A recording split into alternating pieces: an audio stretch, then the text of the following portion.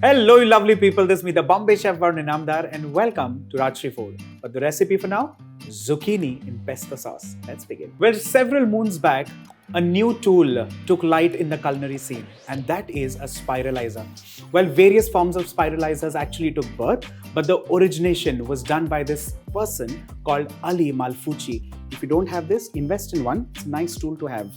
Well, what we need to do for this is cut the zucchini into two halves, especially for this kind of a spiralizer, and then you lock it like so, and then slowly start increasing the pressure and start going towards the spiralizer. What happens is these grits here, these blades here, they eventually jut out spaghetti-like zucchini. As simple as that. This is possibly carb-free. There are no carbohydrates in this recipe, so I'm sure there's no carb here.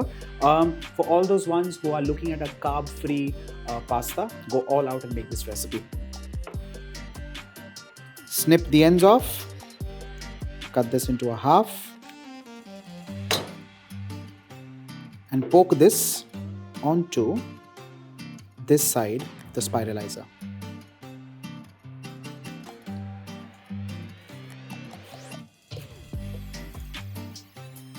Let's place all of these Coriander spaghetti or zoodles in cold water. Let's now move on to the sauce. I'm making a cilantro pesto or a coriander pesto. For that, the core ingredient, of course, coriander leaves.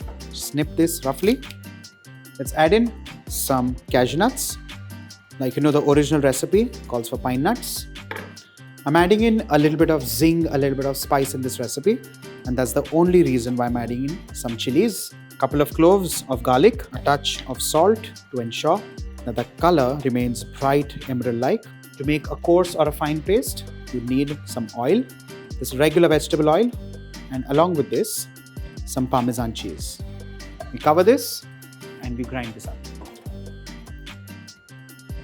Let's transfer this coriander pesto straight in a wok. Half a cup of water.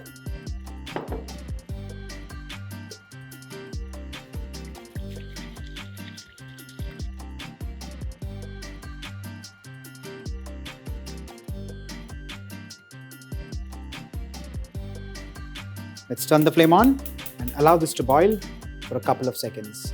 Let's add in our Coriander spaghetti, drain out all the possible water and allow this to cook precisely for 30 seconds. Let's gently mix this with the help of a tong or a tweezer like so. Just a light sprinkling of salt, considering the zucchini would also shrink and shrivel.